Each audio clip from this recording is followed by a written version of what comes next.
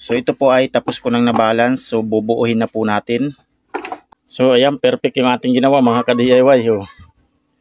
Okay na. Ayos yung ating 12 volts battery, 12 Ah. So 4 series. Ayan. Pwede nang madala natin to sa mga katulad ng camping or travel para mayroon tayong gamitin na ilaw or pag-charge ng ating mga cellphone.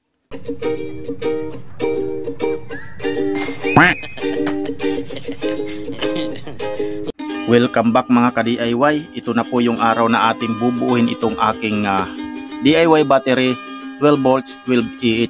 So bubuuhin na natin to ngayon. Maraming purpose ito mga ka-DIY. Pwedeng sa power bank or sa sounds sa battery ng motor. Maraming purpose po ito. So ang uunahin po muna natin ay kung paano ito buuhin at saka kung paano i-connect ang BMS at saka active balancer. Tabi muna natin ito mga ka-DIY. Ayan, tabi muna natin yung wire para malinis.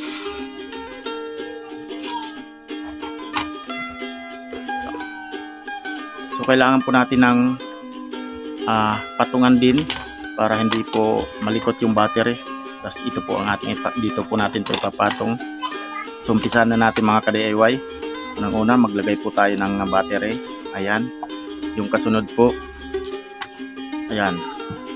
Negative, positive. Ayan po. So ito po ay magkaiba lang ang kulay pero isa lang po sila ng capacity. Walang problema po yun mga ka-DIY kahit anong brand basta parehas sila ng capacity. So kasunod po mga ka-DIY ay ito naman. Ayan.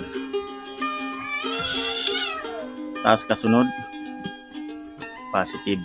Nakatayo. Ayan. Tandaan nyo mga ka-DIY, ito po ay negative, positive, negative, positive. So yan po yung 4 series. Tsaka may capacity na 6,000 mAh ang bawat cells. So sa madaling salita po, 6 Ah. So paano ba mag-a-add ang Ah nito? So mag-parallel pa po tayo ng isa para to parallel. Ayan po. Ganyan lang po yan. Sila po magkasama, sila po magkasama. Ayan.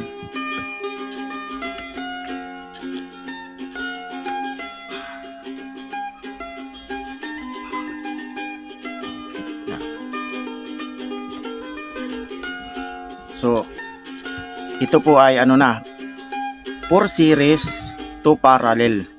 So, may capacity po ang bawat isa na 6,000 mAh or 6 Ah.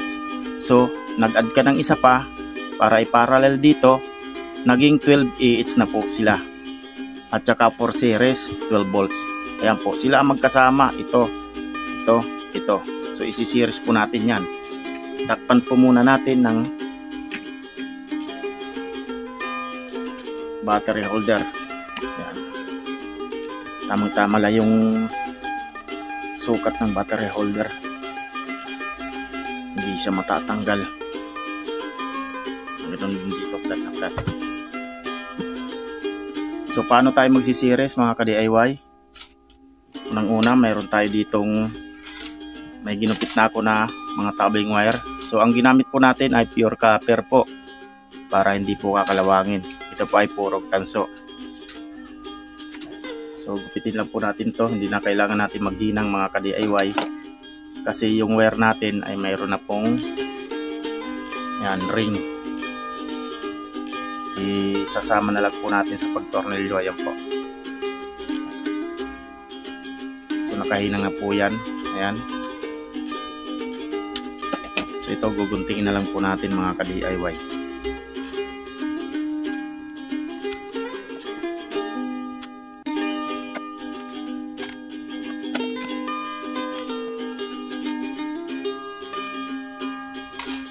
So yan, tapos na natin gupitin mga ka-DIY. So ilagay na natin. Unang-una mga ka-DIY, dito po tayo magsimula sa ibabaw. Yan po. Lagyan po natin ng washer, wag po natin kalilimutan para po ito ay sumikip.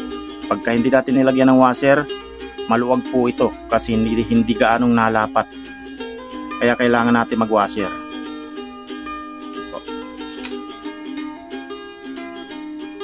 Ito naman to ay dito sa dulo. So lagyan natin ng washer uli sa ibabaw.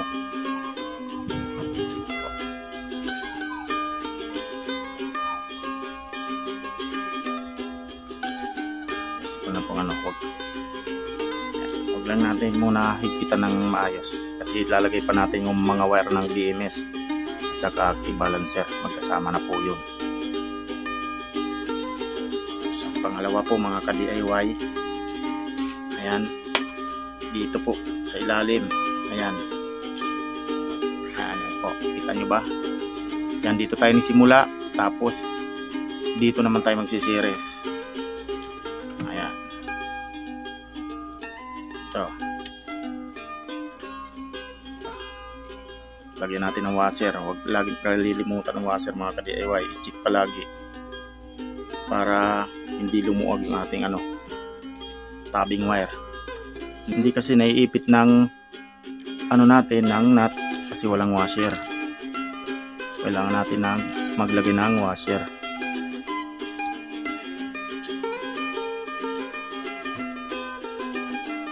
Ito mga ka-DIY, lagyan natin din ng washer itong tornilyo na to.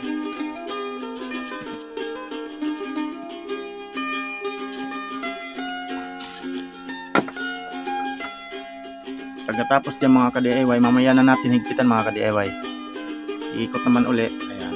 Dito naman magsisiris sa gitna. Ayan po. Ayan ha.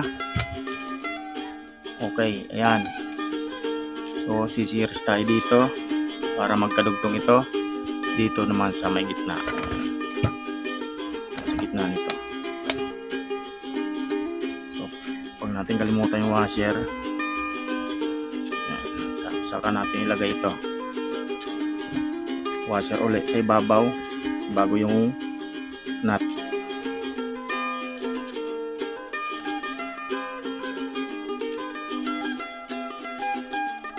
Pagkatapos dito mga ka-DIY, baliktarin naman natin dito naman sa kabila. Ayan,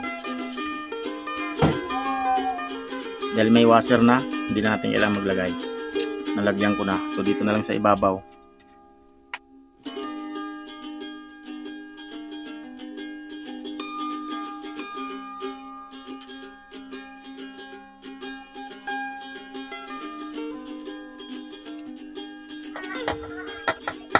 Tapos dito naman tayo mga ka-DIY sa ating positive, mean positive.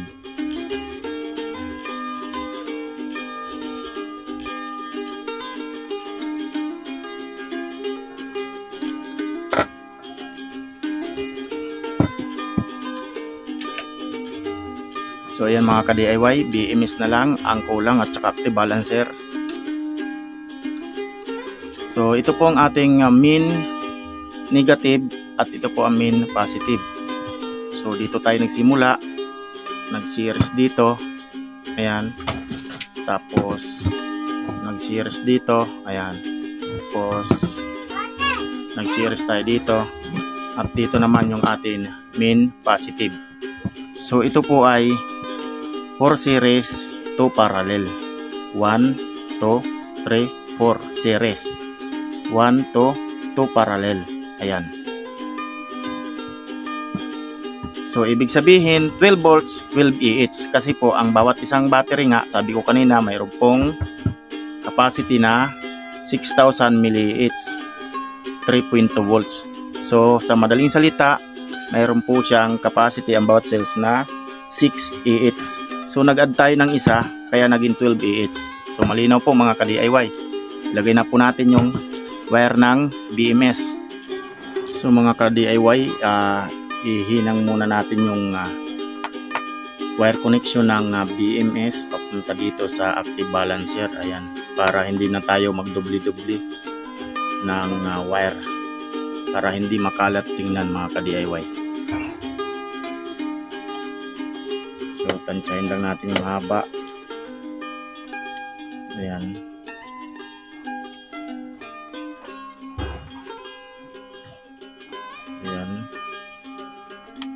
Dito ito nakalagay. So puli lang natin dito banda.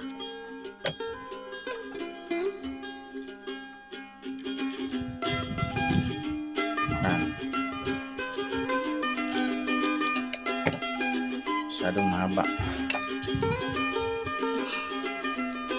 So yan, babalatan natin.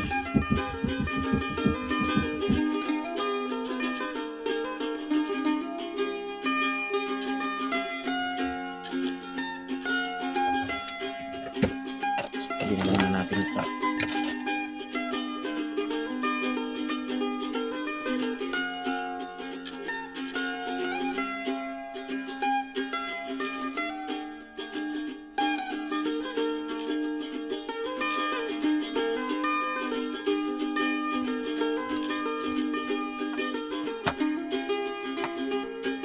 Yan. Itama lang natin sa kanyang connection yung wire, wag na tayo magkakamali. So ito po yung black, ayan, black. Dito po tayo magkakabit sa B minus, tapos sunod-sunod na po yan mga ka-DIY. Natin ito.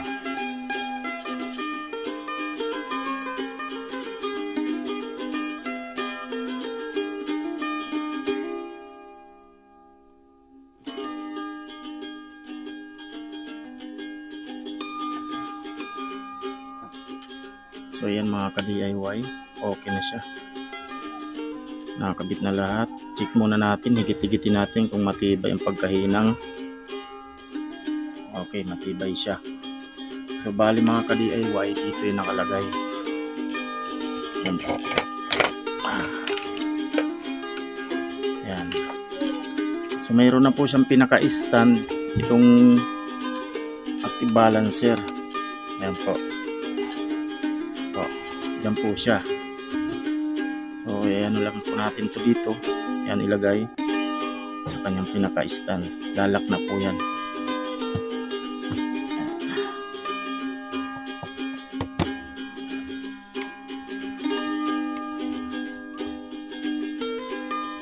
So yan mga ka-DIY, nakalak na siya.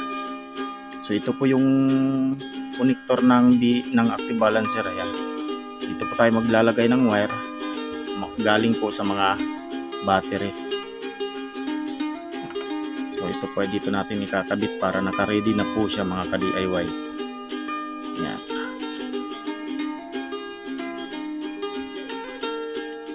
Yan mga ka-DIY. Yan. Yan, tama natin connection mga ka-DIY. So yan. Ang problemahin mo na lang mga ka-DIY, ito. Yan na lang, isang connect na lang. So wala nang wire na nakakalat, hindi na kailangan ilagay dito or irekta sa battery. Dito na lang dumaan sa active balancer. Naka-parallel po yan. Negative ka magsimula, sunod-sunod na po yan. So yung mga master, lagay na natin yung wire connection papuntang BMS. Ito na po. Lagay po natin sa kanyang connector.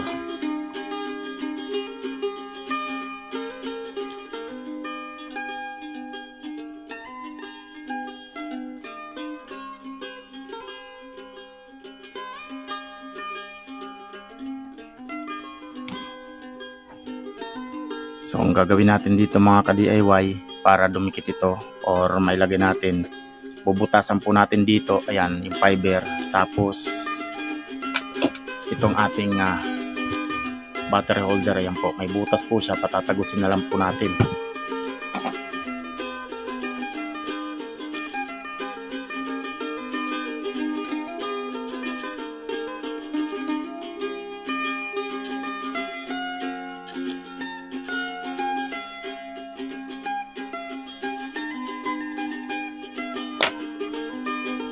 Tapos itapat lang po natin mga ka-DIY yung ating BMS na may na pinagpapatungan niya ay fiber. So tapat lang po natin dyan kung saan natin banda bubutasan. So ayan, pantay natin.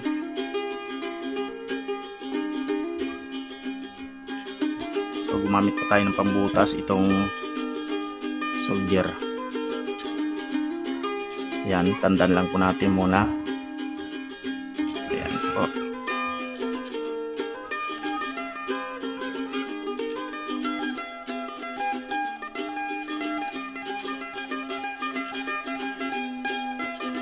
Tapos na tayo. natin mga ka-DIY.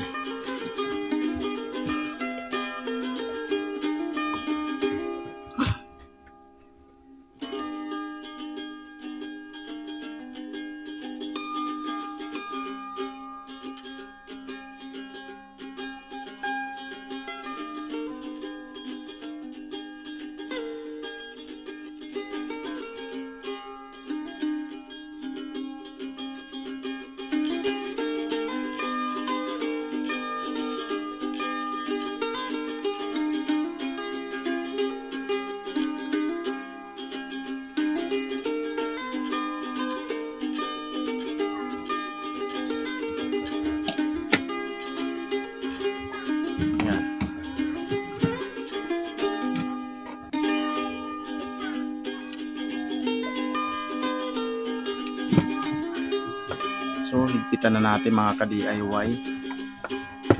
Ayan, ilagay na po muna natin ito dito.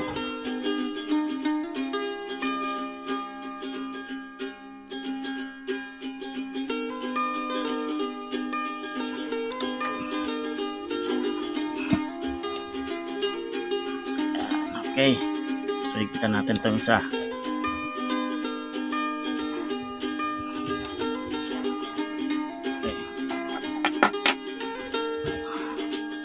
Tapos yung pangalawa. Yan po yung pangalawa mga ka-DIY. Ayan. Dito po yan. Kabila.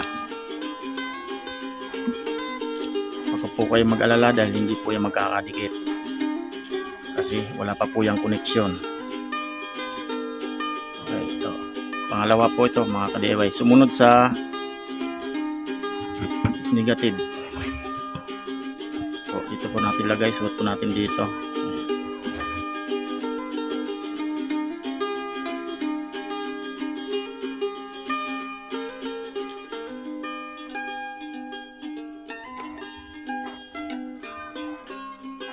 Okay.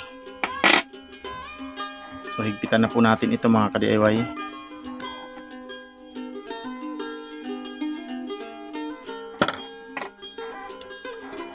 Ingat po, baka magkadikit dito, magdidiklap po yan. Alalay lang po sa paghihigpit para hindi po maputol kagaya ng isang battery. So pinalitan ko po yun ng bago ulit na 4. So yung sumunod mga ka-DIY, ayan yung pangatlo naman. Okay.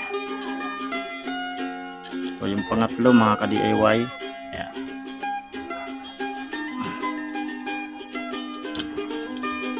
Muna natin ito dito para rin doon. Po yung pangatlo. Dito naman po mga ka-DIY yung pangatlo.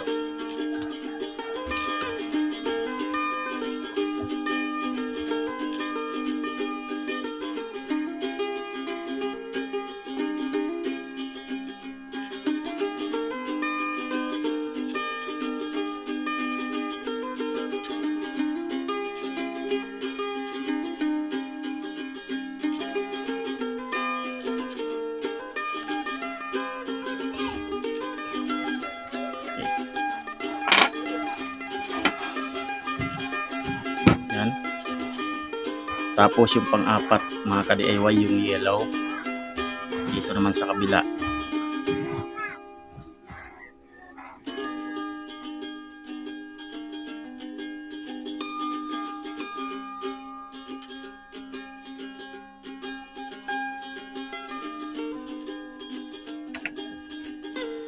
Okay.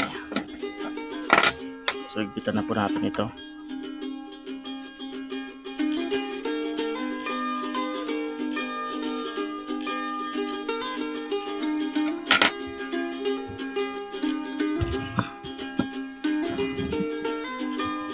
Tapos yung last, yung positive wire.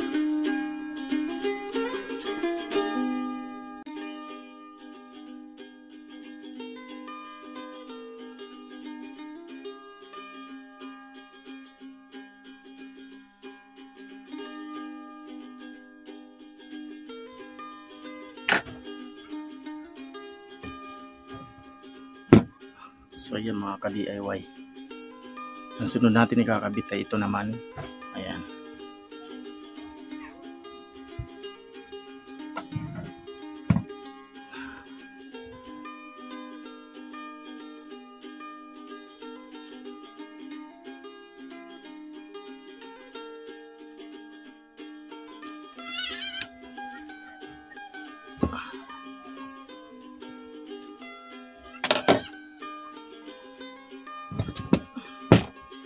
So yun, tali na natin mga ka-DIY ng cable tie.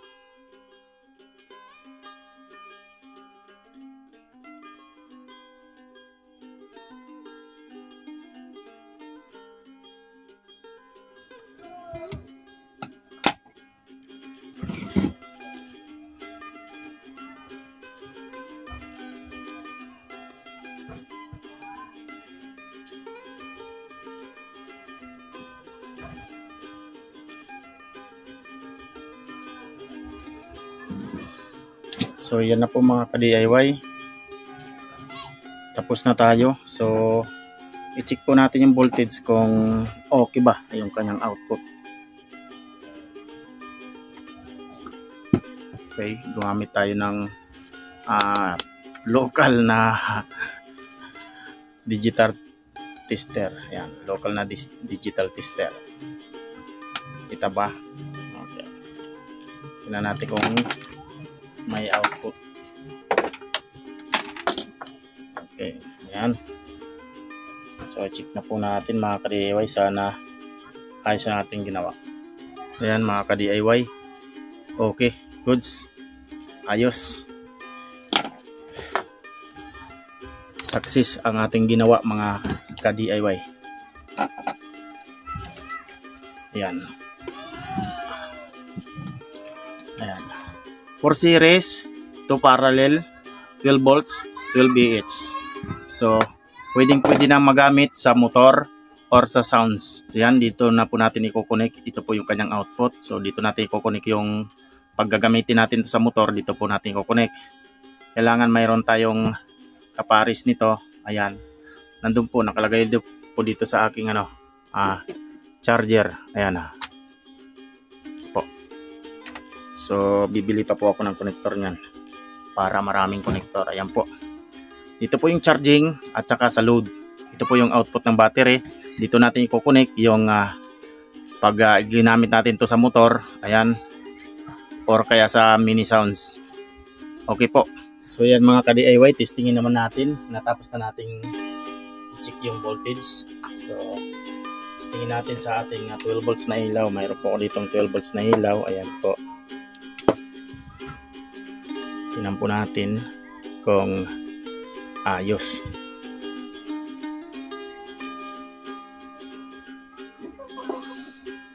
So ayan, perfect yung ating ginawa mga ka-DIY. Okay na. Ayos yung ating 12 volts battery, 12 Ah.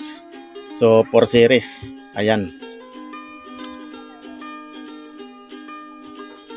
So sa susunod na upload mga ka-DIY, gagawin ko naman ng video kung paano naman to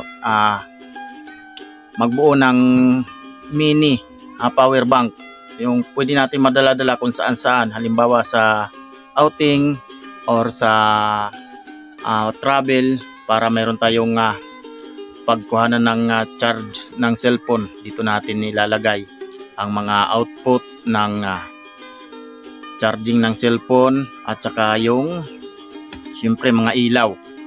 Lalagyan natin ano lang yon, yung pure 12 volts lang mga ka-DIY.